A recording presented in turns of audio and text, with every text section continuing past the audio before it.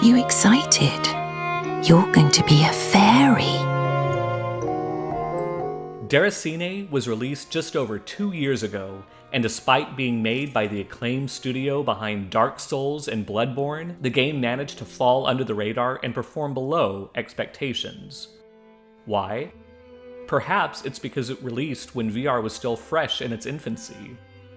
Heck, VR is only just now barely starting to scratch its way into the mainstream.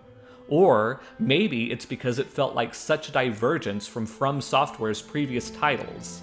There's certainly no dodging or parrying mechanics to be found here. Whatever the reason, is this game still a worthy title to pick up now in 2021, especially considering the first generation of PSVR is about to come to a close? Déraciné is a story-driven game set within a boarding school. The moment-to-moment gameplay harkens back to old-school point-and-click adventure titles, where you'll be finding items to solve puzzles that move you from one chapter to the next. The story may start slow, and for some, its glacial pacing may feel painful, but when things take a turn for the dark, it gets incredibly dark. And there are more than a few gut-wrenching surprises along the way. You play as a fairy, and while that may invoke images of small winged creatures a la Disney's Tinkerbell, the fairies of Déraciné are more in line with Scottish and Celtic folklore's fair folk, great and often terrible creatures more closely akin to ghosts than to whimsical children's fluff. In this universe, fairies exist in a land where time stands still, and that informs one of the game's more controversial aspects, its movement scheme. There's no free movement to be found here. Instead, you teleport from node to node. This drew the ire of gamers when it was announced in 2018, and it feels almost criminal in today's VR landscape. Except I'd argue, for this title at least, it works both narratively and mechanically.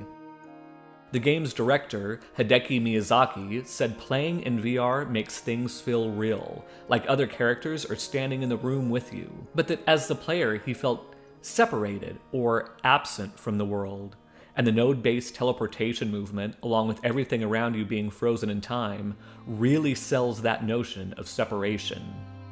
And separation is one of the driving themes behind Déraciné. Children separated from parents and siblings, and even separation between the living and the dead. There are brief moments scattered about its playtime where the world springs to life, and they feel all the more special because of their rarity. In these fleeting moments, you no longer feel absent from the world. There's even one instance where a character looks right at you and gives you a little wave.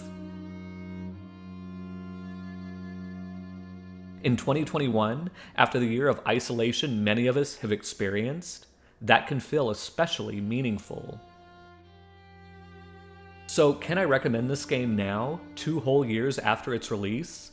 I'll say right up front that for me, this game is a solid 10 out of 10 and might even be one of my defining games of the last console generation. But with that said, this game certainly isn't for everyone. As I've mentioned, it's incredibly slow-paced, and even when things do pick up, don't expect Dark Souls levels of action. Its story is fantastic, but it definitely requires you to explore off the beaten path and to study every item and artifact you can find to get the most out of it. There are moments late in the game when you return to a time that you've already been, and it certainly pays to listen to bits of dialogue again to see how things have changed, however subtle they may be. This game can feel short, clocking in at right around 5 hours, but there is replay value here. No, not because there are branching narratives.